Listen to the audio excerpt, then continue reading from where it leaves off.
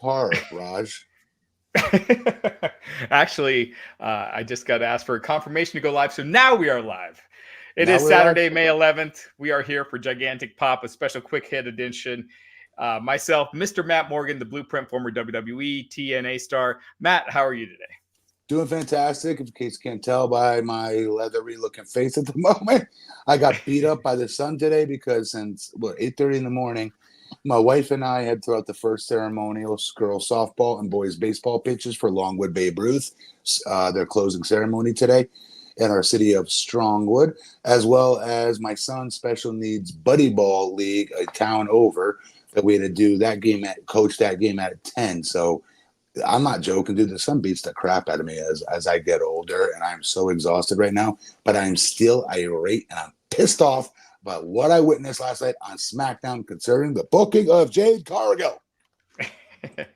Yes, and we'll get into that. You guys are pouring in. I want as many of you watching live to see this as possible, but we'll get into that in just a second. But Matt, I wanted to get your thoughts on this King of the Ring tournament. I feel like the female side, the Queen of the Ring, is pretty fascinating. You got Jade Cargill and Bianca Belair on opposite sides of the bracket. Theoretically, they could meet in the SmackDown finals before going to the finals. I don't see that happening. I think it's way too soon. I see Tiffany Stratton getting upset over Bianca. What do you think so far? What's the other one? We got Stratton, we got Bianca, we got Jade. Who's the other? So right now, Laya Valkyria, Io Sky, Shayna Baszler, and sorry, hold on. Let me double check this. What's going on this weekend? It's LA Knight versus Santos Escobar is happening this weekend. Rey Mysterio versus Kofi Kingston, Zelina Vega versus Shayna Baszler, and Laya Valkyrie. Someone in the chat help me out. Laya Valkyrie and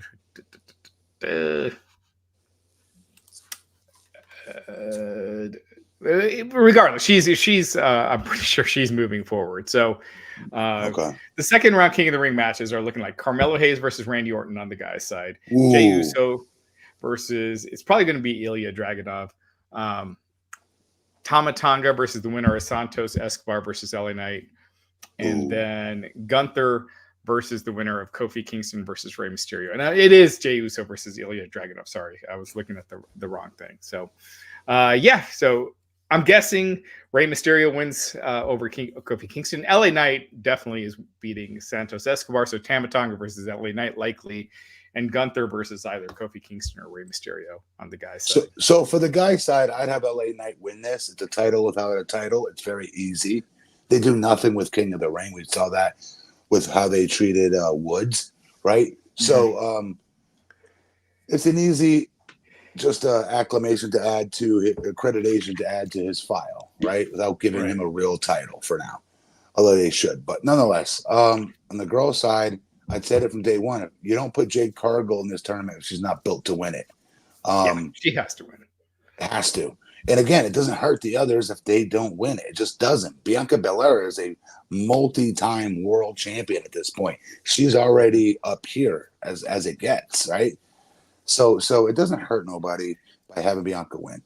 But please, can we get into the booking of Bianca Belair on SmackDown, please? Yeah, with Jade Cargill. And yes. We're already at 200 people watching. Sorry. 200 people watching live. Me and Matt were talking before we went off on the air. I just got back from the gym. I normally don't dress like this on this podcast. That's why we're running late. So my apologies. Me and Matt switched clothes today. But this is about Matt. We were texting this morning. He had some thoughts I agreed to 100% regarding Jade Cargill. When I saw Jade Cargill's match last night, I was like, oh, she looked really good. But as you said, and I'm going to let you go, I'm going to let you take the floor, maybe it wasn't booked correctly. Before we begin, your punishment for starting this late, you have to hit a double bicep flex real quick. Go. Yeah. Look at that. Meltzer, eat your heart out, Dave Meltzer. All right. So, all right, let me riff here if I could. So I've been saying this from day one. When you have a project, and that's not an insult, it's a compliment. To be a project for WWE is not an insult. It's a friggin' compliment. It's a multi-billion-dollar industry and company and conglomerate. So if they see dollar signs in you and they're supposed to bring you along slowly, what a great honor that is. So this isn't crapping on Jade. It's quite the opposite. It's me being her biggest fanboy, if I'm being real, especially for her potential. And I said it from day one that Jade Cargill should never sell for the first 365 days that she started in this company on national television. That's why WWE put her in a tag team with Bianca Belair, because the way that gimmick works, everyone's like, oh, they're like the Road Warriors. They're this unstoppable tag team, and they're this. Yes, they are. But they were not joined at the hip to be a tag team, to be, like I said, the Rock and Roll Express or Midnight Express or the Road Warriors. Not at all.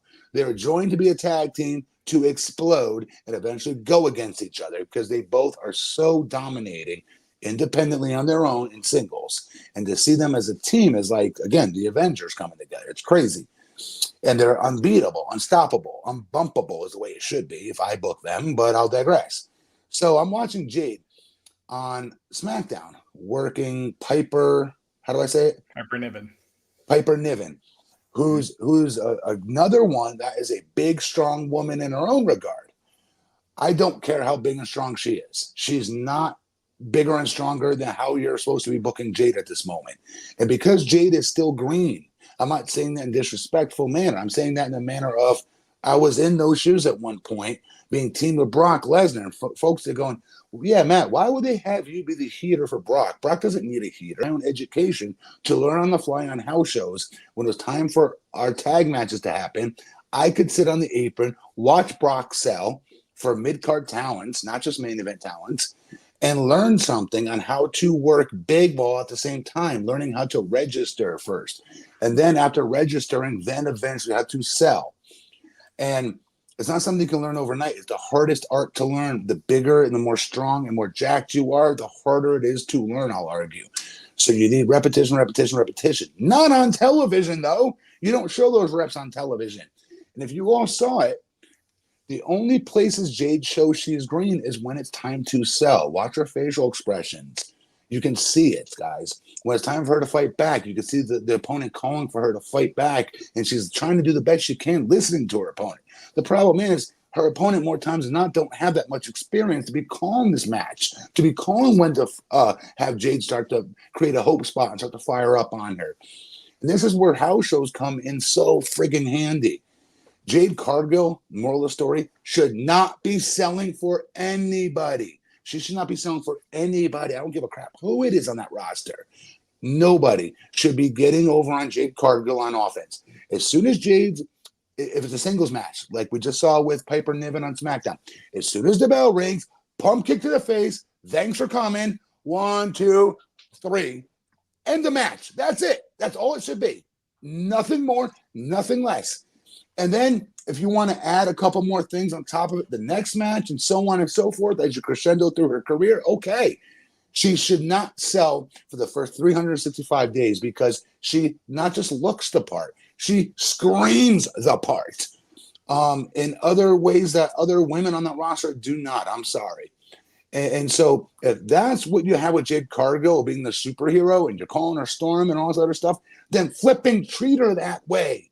Don't be having her being picked up and powerbombed and nuked like Piper Niven was doing to her the other night. Piper Niven, no disrespect to her, that's not where your money is in right now. And until WWE books her differently and tells me differently, we've seen how they booked her. They don't book her as some strong, domineering future world heavyweight champion. They just don't. That's how they've been booking Jade. So why would you have her come off her feet at all? Oh, well, Matt, if you look at the two of them side by side, I mean, Piper Niven is her size. Then guess what? The match should not have ever been against Piper Niven at all then. At all. They shouldn't have gone down that road at all then. And it's no disrespect to Piper. It's disrespect to the booking.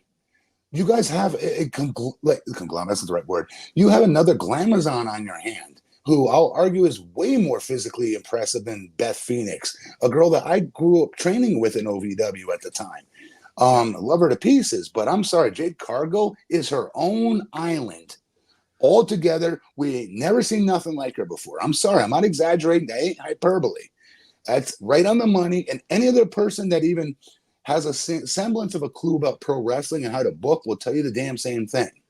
Okay. I was shocked by this. I was shocked by how much they had her sell. And again, it's not just they had her sell. It's the fact that she's not ready in her experience level to sell appropriately. So what happens is, Raj, you had put her in these predicaments where she's showing her inexperience on the selling side of the business, which hurts her double more. So when it's time for her to get up on offense and kick ass and take names, and she looks like she knows what she's doing on that part, it minuses from that because we just saw her 2 minutes ago looking lost in the match. Stop making her sell, WWE. That's not what you're paying her to be there for. Except for live events, right? You think she should be at live events, correct? Only unfilmed live events. Yes, and people have their cameras out, and that'll be fine. But as far as WWE recording it, putting it on their weekly television show, freak no. Now you know this better than any of us. Is there a difference between selling at a live event as opposed to selling on TV? Like as a yes, things you've got to do differently. So does it help her to sell some on TV just to get her more and more experienced with that? Great question. So how sure you're going to be doing tests of strength with somebody Jade size, right? You're going to be doing things like that. And you're supposed, but no matter where you are, house show or televised event, you're supposed to play to the person that's way up in the euchre seats, way up, folks. I'm so old. Way up, folks, in the nosebleed sections. That's how you're supposed to pantomime your selling for those folks to see you. Okay, and they shouldn't need the gimmicktron to see your facial expression because your body language should be overdoing it so much that they all the way up in the nosebleeds can see how you're feeling by your body language being over accentuated, right? So again, no, there's no difference on that. I would argue on that front. But again, that's not what happened here, Raj. They put her on SmackDown and they had her selling to Piper Niven a good chunk of that match. Like the tackle spot in the beginning, that's my spot. Like that's like my big mean abyss. That's me in Heidenreich. That's me and all these other big guys I've had to do that with over the years. And it's boring, I know it is, but there's a reason for it because we were still very inexperienced. And if my gimmick is my height, my size, my weight, being 330 pounds, whatever, then I'm going to be damned if the dude don't come off their feet, right? So I know Piper Niven might be thicker or bigger, whatever you want to call it, right? Strong, whatever. Again, she should not have been in the ring with Piper Niven to begin with, in my opinion. I would not put anybody in the ring with, let me be clear, I would not put anybody in the ring with Jade Cargill in a singles match at this moment unless it's a cruiserweight style of woman or female. That's it. And let her freaking ping pong, whoever the hell that is, all over the ring. And it has to be done within a minute. Not because she can't go longer, but because we're not paying her to go longer if I'm WWE. Right. You want her to be Goldberg. Bro, yes. Not Ricky Morton. No. I don't want Ricky Morton reaching come on, let me hear y'all. I need to hear you. I need some energy, folks. Come on, Kentuckian. I need to hear y'all. Come on. No. We need a monster, a beast. That is Jade Cargill. She was born and bred to be that beast, to be the Storm, as they promote her as. They got in their own way the other night. It really pissed me off. It bothered me a lot. Yeah, and to your point, next week it's going to be Jade versus Nia Jax, and you've got to think she's probably if she's selling this much for Piper Niven, she's going to be selling that much more for Nia. And it also seems too soon to be doing Jade versus Nia. That should be on a pay-per-view. And they want to do big things for Saudi, but this isn't going to be in Saudi. I think it's going to be on SmackDown, but it just seems too soon, right? Of course it is. That's a pay-per-view match in of itself. The woman that came in, and if I'm Nia Jax, I'm playing it like I was not expecting you. I've been the biggest bully in this yard from day one. I see we got another bully here in this schoolyard, but you ain't got the experience I got, sister. And I'd play that angle if I was Nia Jax. And they could have a really good build to that match that should be at a major PLE or a major match in of itself. It should not just be some bullshit qualifying thing. I mean, they could always do something where they end up brawling to the back. They're both out. And, That's what's going to have to happen. If Jade, let me be clear, if Jade does not win this entire Queen of the Ring, it's because of what you just said. A double count out. They both go through a table together. Something weird like that. Yeah. Mm-hmm. Well, then why put her in it? Why put her in it, dude? She's not ready for us. I'm not saying, I want to be clear because people are like, oh, you don't think she's good then? Why do you like her so much? It's not that I don't think she's good. Is that, again, right now she needs to show the one dimension that brung her to the dance, which is offensive personified. Stuff we've never seen a female, and I will argue a male, ever do. You saw what she did at Mania.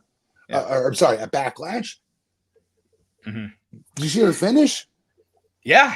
I mean, I think I can't do that. I think we're on the same page, like where a lot of fans are expecting her. Like, how many moves is she doing? No one cares. You're building a star. No, like that's not what you have. All these other wrestlers that you have for the moves. She's special, And your eyes don't come off of her. I don't mean that in a pervy sense. I mean that in guy, girl, dog, cat, any sets of eyes that are on that TV screen. I'm telling you, my Labrador too. Like nobody's eyes will come off the screen when she's on your screen because we've not seen anything like that before.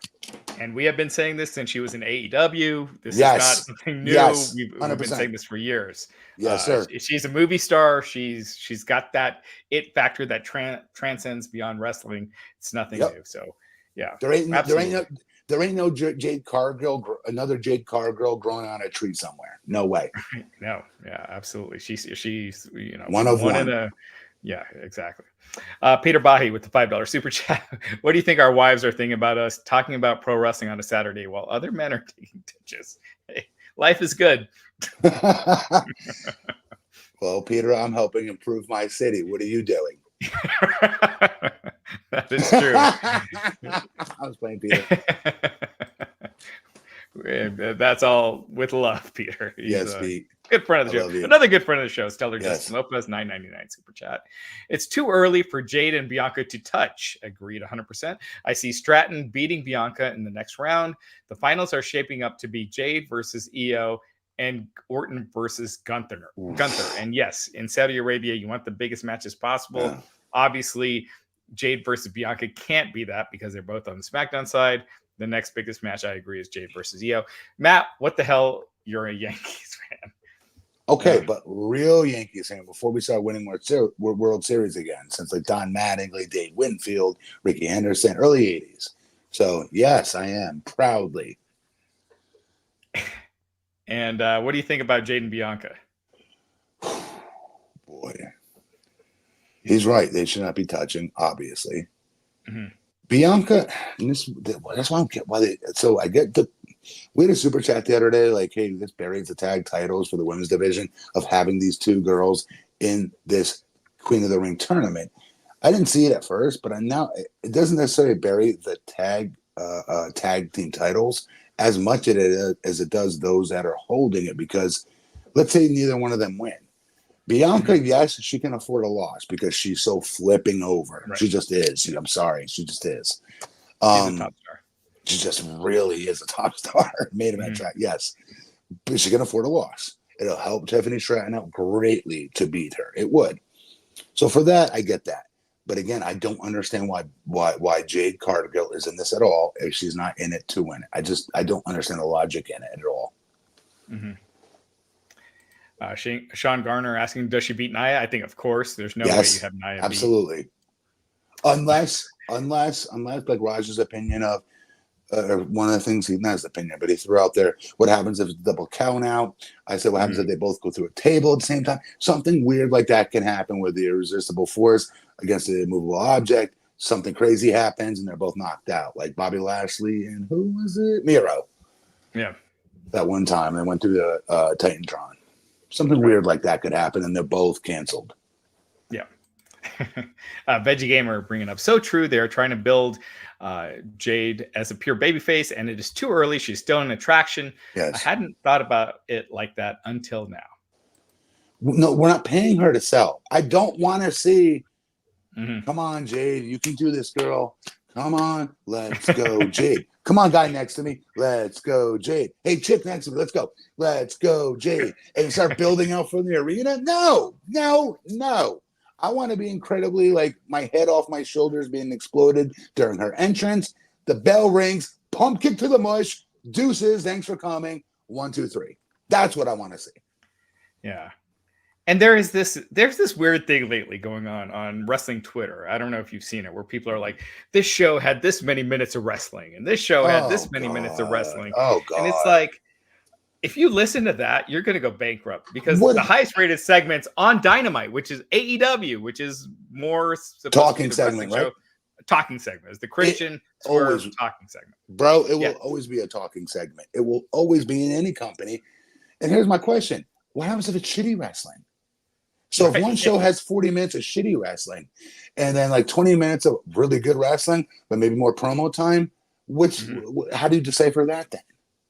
Right. What idiot puts that? No offense. What idiot puts that out there? Trying to gaslight people like, oh, if they have more wrestling action, it's a better show. No, it's not. CM Punk proves it wrong with a friggin' torn tricep every flipping Monday Night Raw. Yeah. And those promos make you excited for a match. Just throwing a cold match out. Of course it does. As opposed to these promos that get you excited for a match. Yes. That's wrestling. That's getting you excited for a match, whereas just having a match for the sake of having a match. I agree. Yeah. I agree. Our good friend Peter Bahi, kind of going a little off topic. How would you guys have booked Mercedes Moné's AEW run? I feel like she's missing something.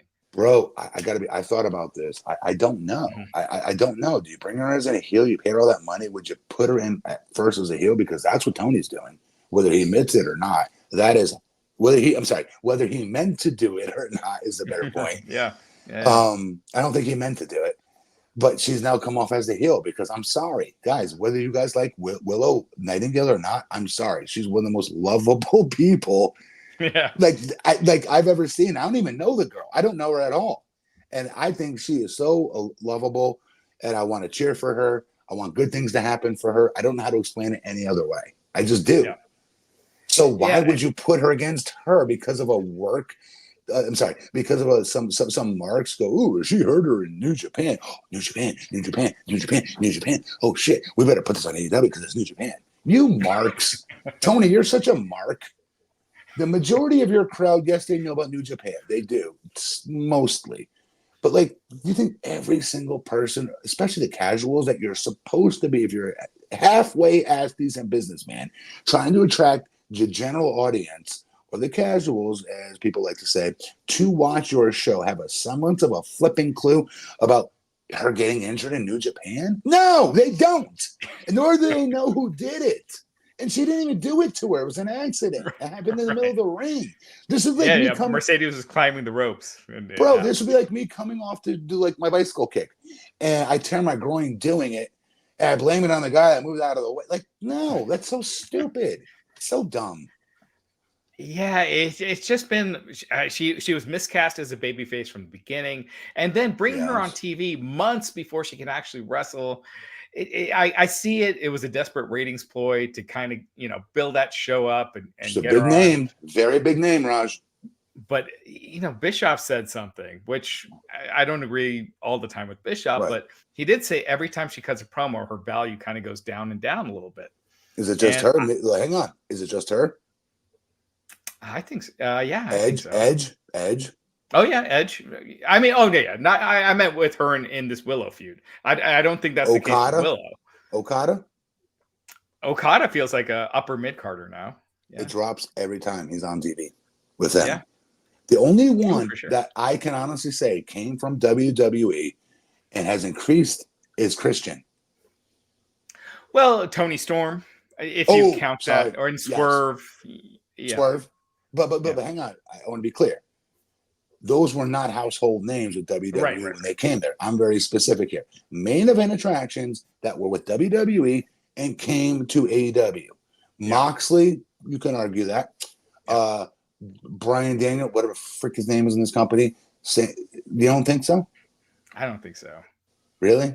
I think Brian Danielson at his peak in WWE was was higher than, you know, you had So whole arenas going, the yes, yes, yes yes. movement. And it was starting all, you know, they were doing it at the, Okay, you know, the MLB parade, you know, the championship parades and dude, stuff. in NCAA college football games, they were doing it. Yeah. Yeah. I mean, it was a huge thing there It's for, true. It is true. yeah. Forgot that. Yeah. Moxley, What it about him? depends on what your gauges are. Like, he was seen by way more people in WWE, you know, Yeah, that's true. but he means more to AEW than he did to WWE. Oh yeah, definitely. But again, it goes back to my argument from day one. Tony, get a booker that has booked pro wrestling in the past and knows Mhm. how to do it in the year 2024, because you really do need it badly. Sorry, because you have all these stars on your roster. There's no excuse for the numbers they're doing. Who do you think that is? Like Scott Demore?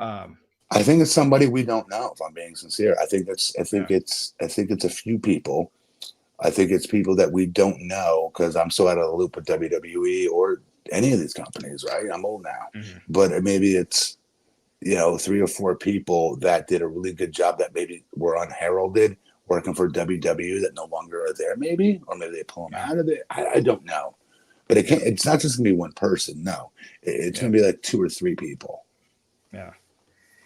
Yeah. It is interesting that in signing Mercedes, Okada, and Will Ospreay was probably by far the cheapest of the three, and they're probably getting the most return out of Oh him yes, so they far, at least. they definitely are. Yeah. One thing we forgot to mention on the last podcast, Mhm. the WrestleMania 41. It's the main event right now, kind of penciled in, according to the Observer, is The Rock versus Cody Rhodes, which we already kind of knew, but Okay.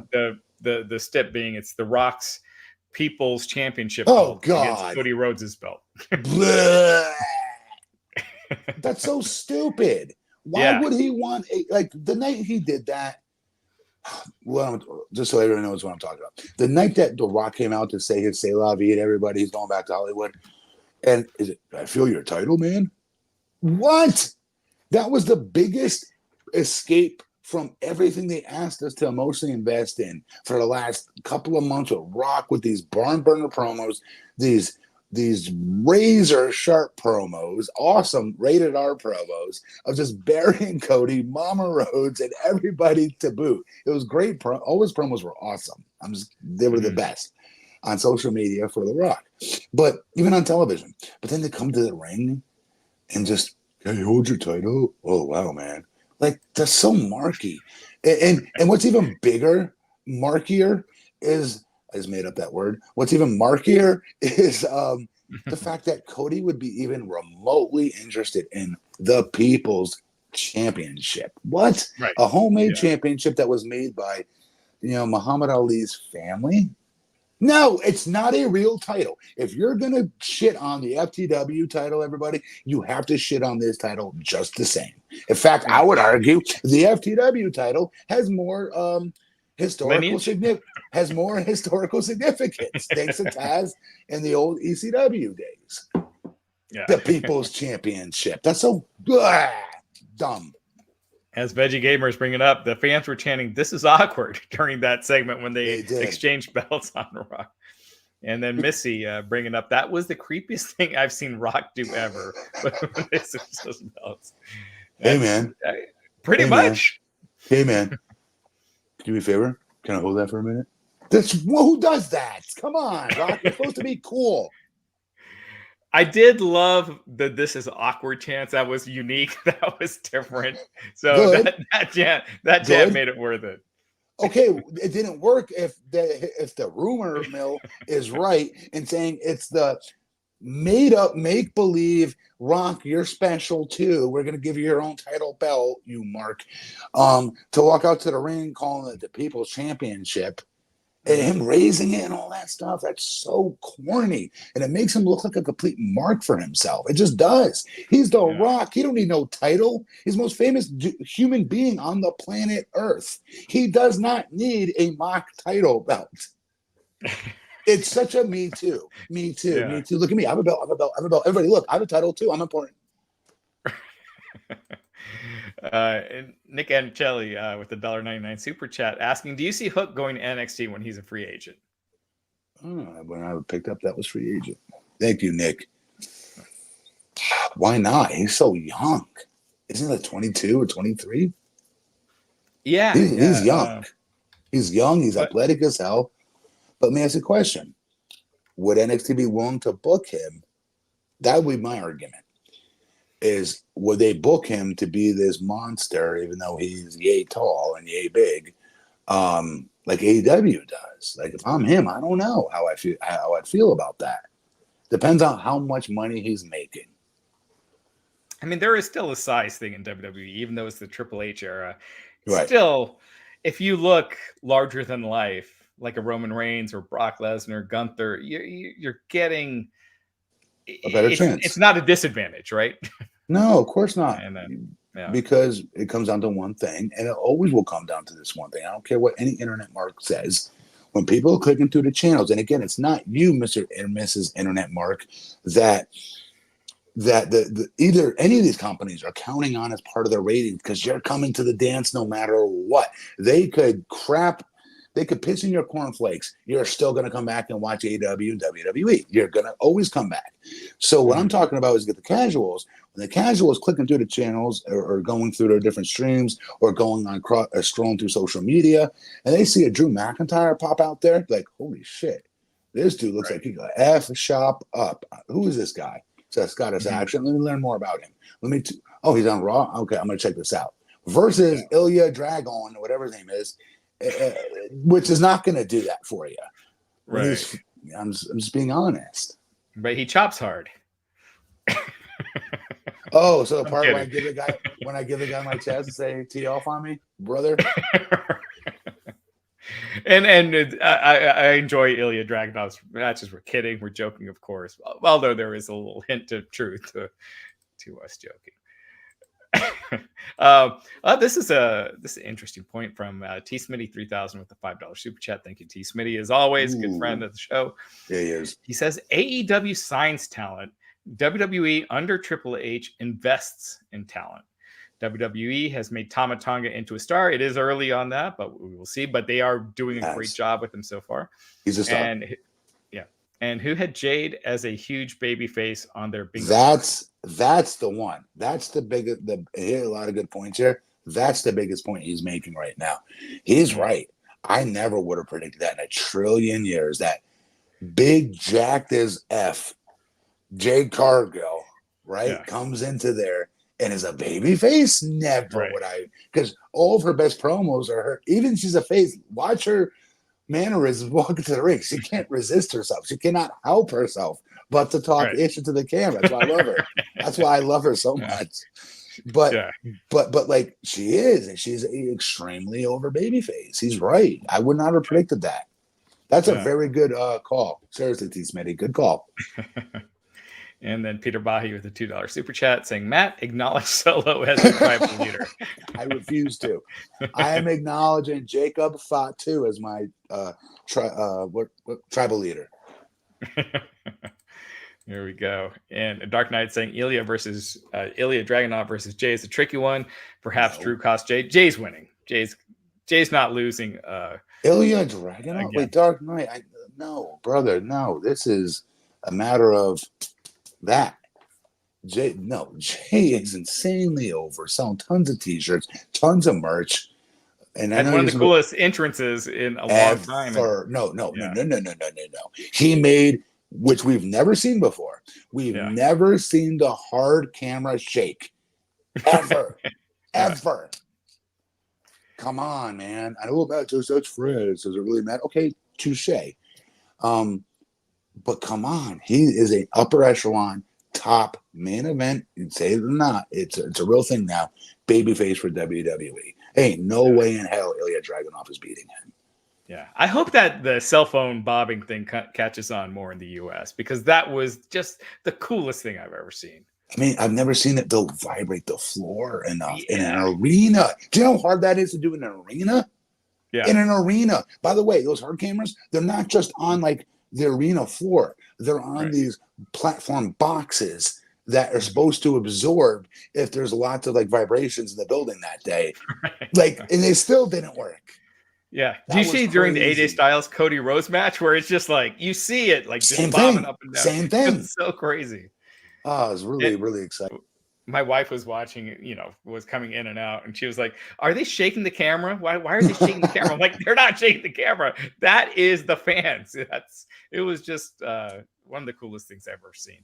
You didn't tell it was Vince Russo Crash TV? Right. No, Sorry. I did not. My wife and I have had dinner with Vince Russo. I know. Before. That's why I asked. Crash TV. But another thing that came out is we talked about TNT possibly losing the NBA. Right. Now it comes out that WBD might be going after Amazon's rights to the NBA because they can't match NBC. So Amazon has bid 1.8 billion for some games, and but if WBD tries to match it, this is not a case where they match it and that's it. Amazon could come up with a bigger offer. So I just don't see anything happening. So, but now the more I watch our podcast back, I always try to watch it when we're like later on that night, just to see if there's anything I can improve upon, right? And one thing we were talking about was this TV rights deal, and I should have picked up on it quicker, but if they don't sign if they have no NBA at all, doesn't it make it much better and easier for them to definitely sign AEW to a nice contract? I don't think they to sign them to a nice contract, they lose a ton of money in carriage fees, right? Well, time out. What's other sports going to be? Well, they got the NHL, which only gets ratings from May to June. But I mean, that's the thing, is that the station basically becomes a dead station if they lose the NBA. Okay, even more reason because TNT doesn't even have Dynamite. They have Rampage, which is a dead show. And then Collision, which is not that far off from Rampage. So I mean, they could always move Dynamite to TNT. What's that, bro? What are those numbers like? The Friday night and Saturday night shows. So Friday night is around the 300 to 400 mark, and Collision is 450ish, like in that range, 400 to 500 thousand viewers.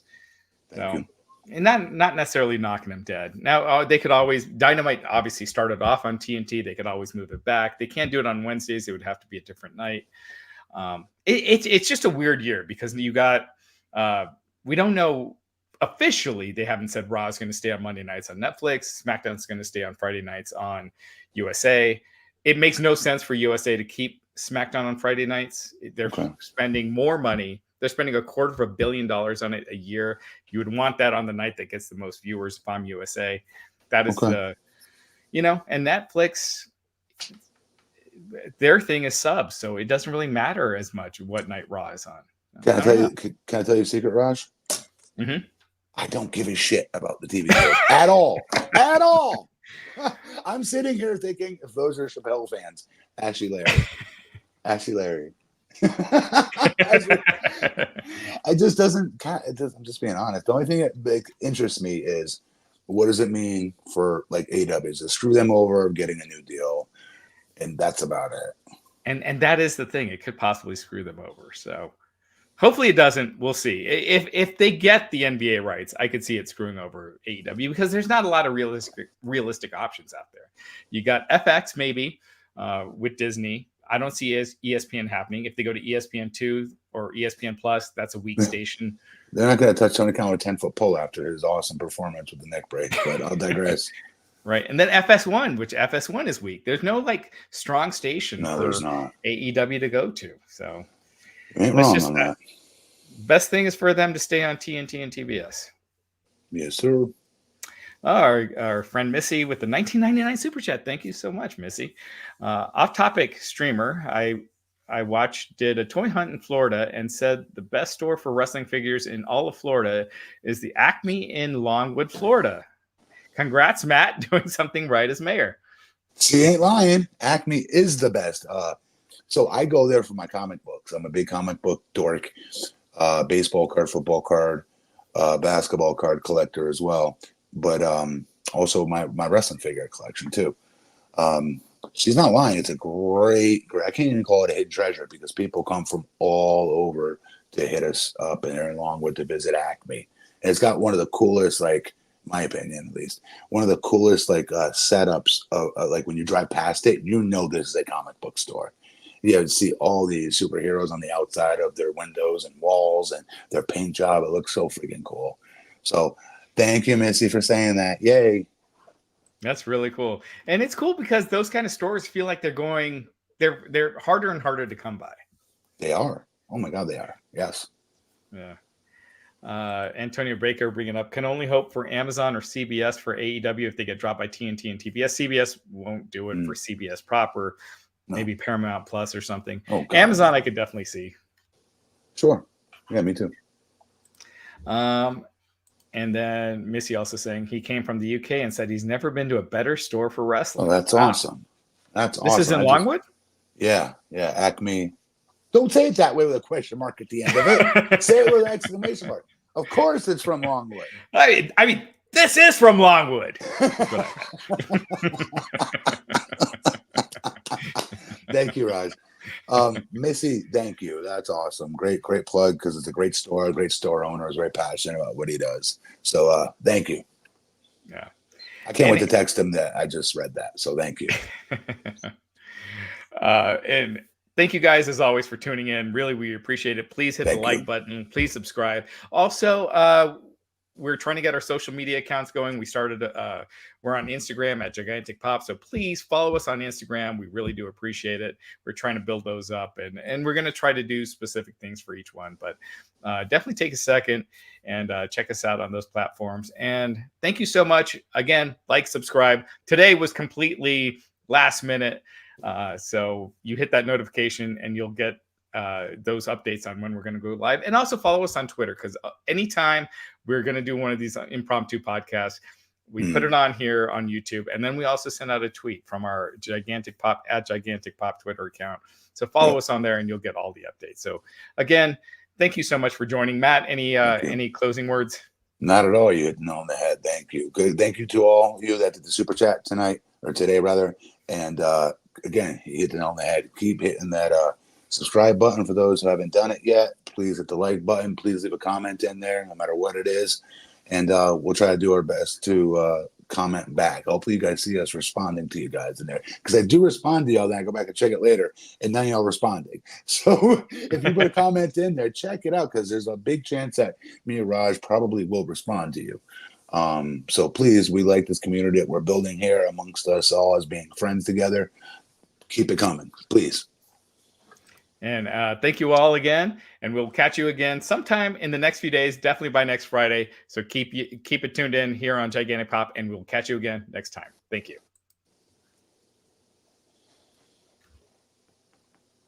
My screen froze up. Can you tell if it's it's still recording. All right. Yeah, I'm totally. Am I frozen on your end, or can you see me? No, you're frozen. Okay. I wonder, are you using your phone or using the computer? The camera is on my phone, but I think if you swipe off of it, it will shut it off altogether. We just swipe off right now. All right.